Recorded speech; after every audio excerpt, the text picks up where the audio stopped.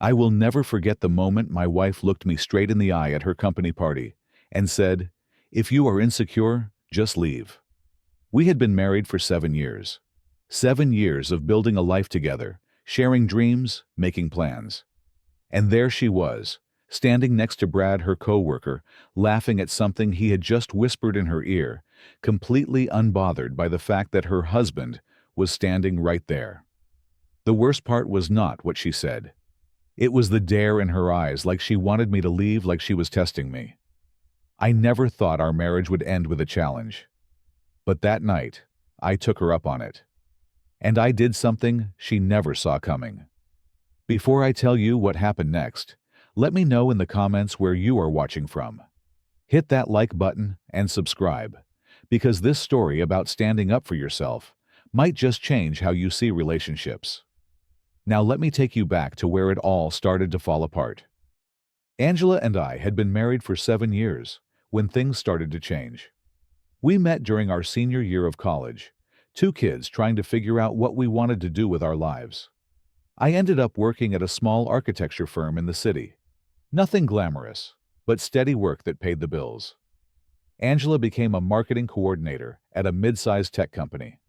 We were not rich, but we were comfortable.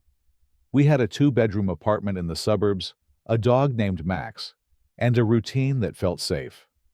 Our weekends were simple. Saturday mornings, we would cook breakfast together.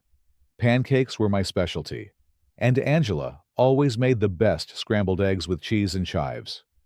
We would watch movies on the couch with Max curled up between us. Sunday afternoons, we walked through the park near our place, talking about everything and nothing. Angela was the kind of person who could make even boring grocery shopping feel fun. She had this energy about her, always laughing, always finding the bright side of things. She used to leave little notes in my lunch bag. Stupid things like, "Have a great day, handsome," or "Do not forget you are amazing." I kept every single one of them in a drawer at work. But about 3 months before that terrible night at the company party, things started to shift. Angela got transferred to a new department at her company. She came home that first day, buzzing with excitement. "They put me on this amazing team," she said, practically bouncing around the kitchen while I chopped vegetables for dinner. "The projects are so much more creative, and my new manager, Brad, he just came from the West Coast office. Everyone says he is incredible." I smiled and said something like, "Oh, your new boss seems cool." I did not think anything of it. Why would I? Angela had always been passionate about her work. This just seemed like another step forward in her career. But then, the small changes started. Angela began spending more time getting ready in the mornings. She had always been put together, but now she was waking up an hour earlier to do her makeup perfectly, to straighten her hair just right. She bought new work clothes, modern blouses, and tailored pants. When I asked about it, she said, "I need to look professional for the new team. First impressions matter." It made sense. I even complimented her, told her she looked beautiful. She started working later too. At first, it was just an extra hour here and there. "We have this big campaign launching," she would explain when she walked in at 7:30 instead of 6:30. I would have dinner waiting, the table set, candles lit, because I thought it would be nice to make our evenings special, even if we had less time together. Angela would kiss my cheek, thank me for being understanding, and tell me about her day while we ate. And Brad was always part of those stories. "Brad said this. Brad thinks that. Brad suggested we try this new approach for the campaign." I tried to be supportive. I really did. I would ask questions, show interest in her projects. But there was this tiny voice in the back of my head that kept getting louder every time she mentioned his name. The first real red flag came on a Friday night about 6 weeks after she joined the new team. I had left work early and stopped at the store to grab ingredients for Angela's favorite meal, pasta carbonara with garlic bread. I set everything up at home, lit candles, put on some soft music.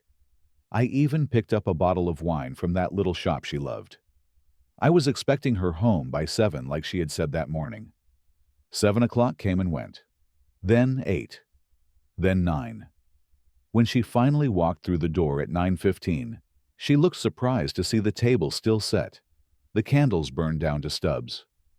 "Oh, Walter," she said, dropping her purse on the counter. "I am so sorry. I completely forgot about dinner. You said you would be home by 7. I said, trying to keep my voice calm. "What happened?" "Brad needed help with the presentation for Monday. We grabbed dinner at the office and just powered through it. You know how it is." She walked over and hugged me, but it felt automatic, like something she was supposed to do rather than something she wanted to do. That night, after she went to shower, her phone buzzed on the kitchen counter. I was not the type to snoop. I had never looked through Angela's phone in 7 years of marriage. But something made me glance at the screen. It was a text from Brad. The preview read, "Thanks for tonight. You made that boring work so much fun. See you Monday, superstar." I stared at that message for probably 10 seconds. Then, Angela's reply popped up. A laughing emoji and a heart emoji. Just that. Nothing inappropriate in the words themselves, but something about it made my stomach twist. I put the phone back down, exactly where she had left it, and went to the living room. I told myself I was overthinking that they were just colleagues who got along well. That was good, right? She should enjoy working with her team. But the uncomfortable feeling would not go away. A few days later, I tried to bring it up casually. "You and Brad seem to work well together," I said while we were washing dishes after dinner. "Yeah, he is great," Angela replied, scrubbing a plate. "Really pushes the team to be creative. I have learned so much from him already." I nodded, waiting to see if she would say more. She did not. I did not push it either. I did not want to come across as the jealous, controlling husband. So I kept quiet and hoped the weird feeling would fade. It did not fade. It got worse. Over the next 2 months, Angela spent more and more time away from home. Our weekend traditions started disappearing one by one. Saturday morning pancakes became a thing of the past because Brad scheduled team brainstorm sessions. "I know it is the weekend," Angela said apologetically, "but we are trying to land this huge client. Everyone is putting in extra hours. Thursday nights used to be our date night, just the two of us trying new restaurants or going to the movies. But those stopped too. We have a client dinner Thursday night," Angela would say. "I will be home late." Then it was Tuesday nights. Then Wednesday nights. I started eating alone more often than not, reheating leftovers, while Max sat at my feet, looking up at me like he was wondering where Angela went. I tried to plan things. I booked a table at our favorite Italian restaurant for our anniversary, the place where I had proposed to her 6 years earlier. I was so excited to surprise her. But 3 days before Angela came home and dropped the bomb. Emergency meeting came up on Thursday. "I am so sorry, honey. Can we reschedule?" I sat there with the reservation confirmation email still open on my laptop and just said, "Sure, no problem." What else could I say? I went to the restaurant alone that Thursday, ordered our usual dishes, and brought them home in takeout containers. Angela got home at 10:30 that night, exhausted. She ate the cold pasta, standing at the kitchen counter, and told me all about the meeting. "Brad had this brilliant idea," she said. "Brad saved the presentation," she said. "Brad was the reason they might land the account." I wanted to scream. I wanted to ask why Brad was more important than our anniversary. But I just nodded and said I was glad the meeting went well. Then I started noticing the social media stuff. I was not the type to scroll through Instagram much, but one night while Angela was in the shower, I opened the app and saw her latest story. It was a photo from a team-building event. The whole department was there, but Angela was standing right next to Brad in the center of the picture. His arm was around her shoulders. The caption read, "Best team ever." I clicked through to Brad's profile. He had posted the same picture. His caption, "Crushing it with this crew." Angela had commented with a fire emoji. Brad had replied to her comment, "Best partner in crime," with his own fire emoji. Angela replied again, "You know it." My hands were shaking as I scrolled through more posts. There was a picture from 2 weeks ago, Angela and Brad at a coffee shop. The caption on her post, "Fuel for creativity." Brad had commented, "Could not do this without you." Another picture from a month ago, the two of them at some conference holding up name badges and grinning. "Learning from the best," her caption said. I put the phone down and stared at the ceiling. Maybe I was being paranoid. Maybe this was just how modern work relationships looked. But I could not shake the feeling that I was watching my wife fall for someone else, in real time, documented in perfectly filtered Instagram posts. The next morning, I decided to say something. "You and Brad hang out a lot outside work," I said while we were getting coffee.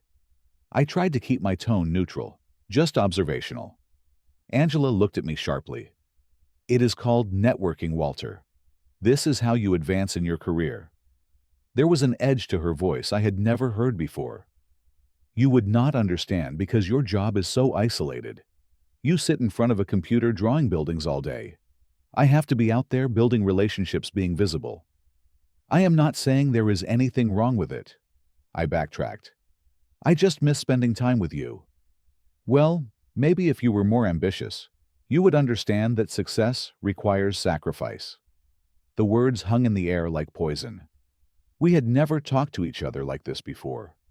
This was not the Angela I married. That Angela would have hugged me and apologized for being so busy. This Angela looked at me like I was an obstacle. We did not talk about it again after that morning. But things were different between us. There was a distance that had not been there before, a coldness. A week later, we had dinner plans with our best friends Troy and Jessica. We had known them since college. Troy was the brother I never had, and Jessica was like a sister to Angela. We met at a small Italian place downtown, the kind with checkered tablecloths and candles in wine bottles. From the moment we sat down, Angela was on her phone, not just glancing at it, but actively typing, laughing at whatever was on the screen. "Girl, you are glued to that phone," Jessica said, half joking, but with genuine concern in her eyes. Angela looked up and smiled. "Sorry, Brad keeps sending me memes about our project. Look at this one." She turned the phone around to show us some inside joke that clearly only she and Brad would understand. We all politely laughed, but it felt forced. When Angela excused herself to go to the restroom, Jessica leaned across the table and lowered her voice. "Is everything okay with you two?" I forced a smile. "Yeah, why? Just..." Jessica glanced at Troy, who nodded at her to continue. "She talks about Brad a lot. More than she talks about you lately. And I am not trying to start anything, but I care about both of you." Troy jumped in. "I do not want to overstep, man, but just keep your eyes open. Something feels off." I felt embarrassed that my friends had noticed what I had been trying to deny for months. "I know," I finally admitted. "I do not know what to do." "Talk to her," Jessica urged. "Really talk to her before this gets worse." On the drive home, I was silent. Angela asked what was wrong. I said nothing. But inside, I was already preparing myself for whatever was coming. 2 weeks later, Angela mentioned the company annual party. "It is at the Riverside Hotel," she said. "Black tie. You should wear that charcoal suit I bought you last Christmas." I agreed to go, hoping maybe this would be a chance to reconnect, to remind her that I existed, that we were a team. I spent extra time getting ready that evening, making sure I looked good. Angela wore a red cocktail dress I had never seen before, fitted perfectly, her makeup dramatic and beautiful. She looked stunning. For a moment, I felt hopeful. We arrived at the hotel ballroom at 7. The place was packed with her co-workers, all dressed up, music playing, champagne flowing. Angela grabbed my hand and led me through the crowd, introducing me to people. "This is Walter, my husband," she would say, then immediately move on before I could even shake hands properly. It felt less like she was proud to have me there, and more like she was checking a box. Then Brad appeared. He was tall, probably 6'2", with perfectly styled hair, and a smile that probably worked on everyone. "So you are the famous Walter," he said, extending his hand. "Angela talks about you. Sometimes." He laughed like it was a joke, but there was something mean underneath it. Angela laughed too, which hurt more than Brad's comment. She did not defend me or correct him. She just smiled, like what he said was perfectly fine. The rest of the party was torture. Angela stayed by Brad's side almost the entire time. They stood close, laughing at private jokes. When Brad would explain something, he would put his hand on her lower back to guide her attention. Angela would touch his arm, when she talked, her fingers lingering just a second too long. At one point, Brad leaned down and whispered something in her ear.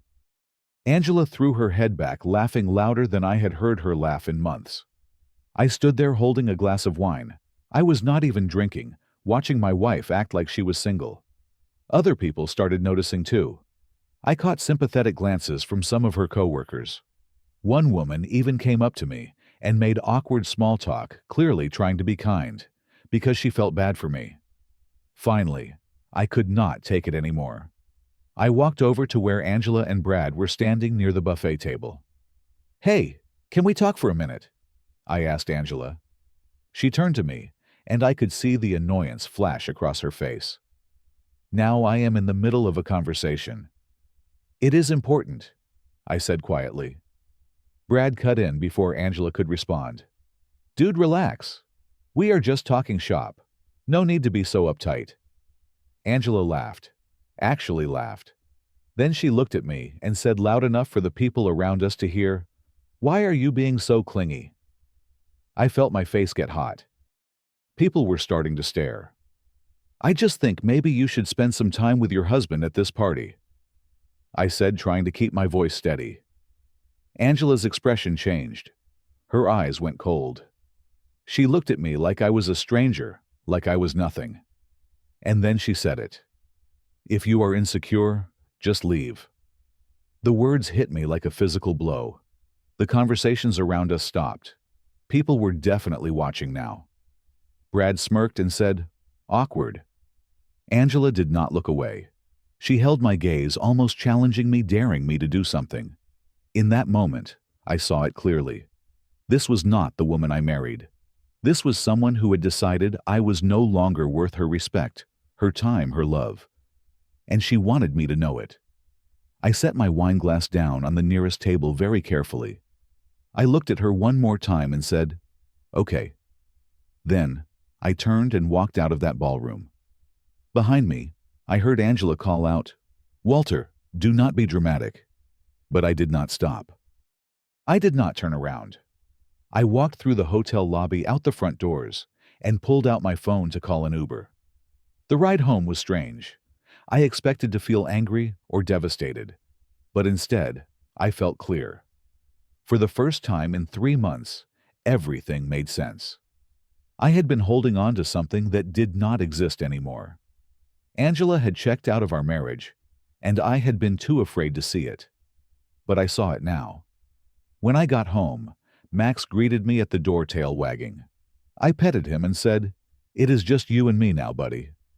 Then I went to work. I did not let emotion control me. I had a plan, and I executed it methodically.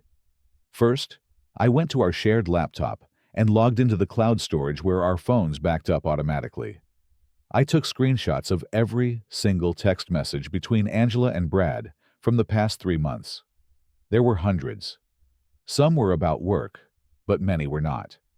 Little flirtations, inside jokes, good morning texts, good night texts. I saved them all to a USB drive and uploaded copies to my personal cloud account. Next, I went through our email. Angela had forwarded me access to her work email months ago when she needed me to print something while she was traveling. I found emails between her and Brad that went beyond professional. "Cannot wait to see you tomorrow," one said. "Last night was so much fun. You make everything better." Another read. I documented all of it. Then, I dealt with the finances. We had a joint checking account and a joint savings account. I logged in and transferred exactly half of both accounts into my personal account that I had opened years ago but barely used. I made a spreadsheet of every shared expense from the past 6 months, every bill, every purchase. I wanted everything documented. At 1 in the morning, I Googled divorce lawyers in our area. I found one with good reviews and sent an email requesting a consultation attaching all the evidence I had gathered.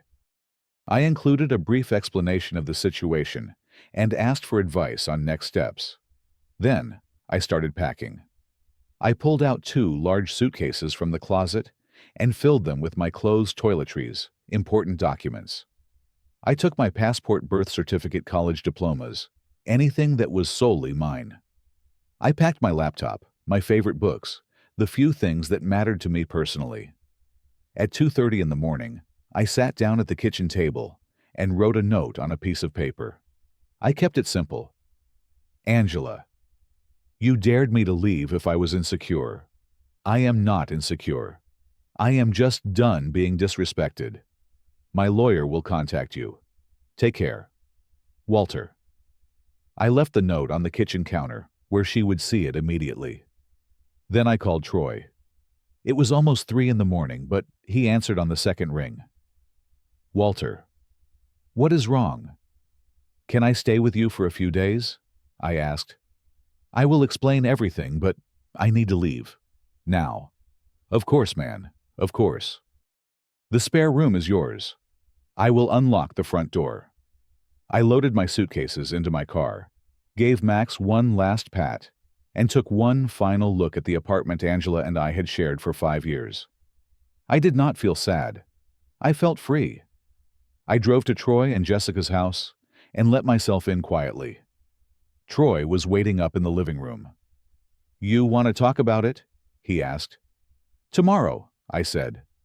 Right now, I just need to sleep. Angela still had not come home from the party. I wondered if she even noticed I was gone. I wondered if she cared. Then I realized it did not matter anymore. Angela came home at 5 in the morning. I know because she called me 17 times between 5:15 and 6:30. I did not answer any of them. Then the text messages started. Walter, where are you? This is ridiculous. Can we please talk? I did not mean it like that. You are overreacting. Come home. I did not respond. Instead, I blocked her number temporarily and sent her one email. All communication should go through my lawyer moving forward. You will be hearing from them soon. The lawyer I had contacted got back to me that same morning. Her name was Patricia, and she was exactly what I needed: efficient, no nonsense, and experienced with cases like mine. We had a consultation call at 9. I explained everything, sent her all the evidence. She reviewed it and said, "You have a very strong case. This is textbook emotional infidelity, and we have documentation to prove it. If you want to proceed with divorce, we can make this quick and clean." I want to proceed, I said without hesitation. Patricia filed the papers that week. Angela was served at her office. According to Troy, who still had mutual friends at Angela's company, she was completely blindsided. She apparently broke down crying in the conference room when she read the divorce petition. She tried reaching out through mutual friends. Jessica told me Angela called her sobbing, saying I was being cruel, that she never cheated, that it was all innocent. Jessica, bless her, told Angela that innocent people do not make their husbands feel invisible. Angela tried to get Troy to talk to me. Troy refused. 2 weeks after I left, I got an email from Angela. Not through the lawyers, just a personal email to my private account. Walter, please. Can we just talk face to face? I made a mistake. Brad meant nothing. Can we start over? I stared at that email for a long time. Part of me, the part that still remembered the woman I fell in love with, wanted to believe her. But then, I remembered the way she looked at me at that party. The coldness in her eyes when she told me to leave. The months of being made to feel like I was crazy for wanting my wife's attention. I wrote back one line. You did not make a mistake. You made a choice. Every single day for 3 months, you chose him over me. I am choosing myself now. That was the last time we communicated directly. Everything else went through the lawyers. The divorce process took 4 months. Angela fought it. At first, tried to delay things. But when Patricia presented all the evidence of the emotional affair, Angela's lawyer advised her to settle quickly. We did not have kids, and we split our assets 50-50.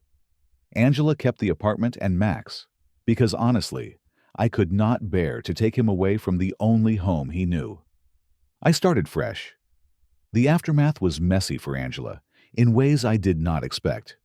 Apparently, once Brad found out about the divorce, he backed off completely.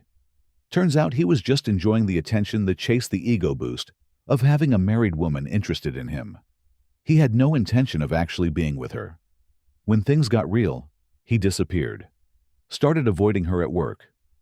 Within a month, Angela requested a transfer to a different team.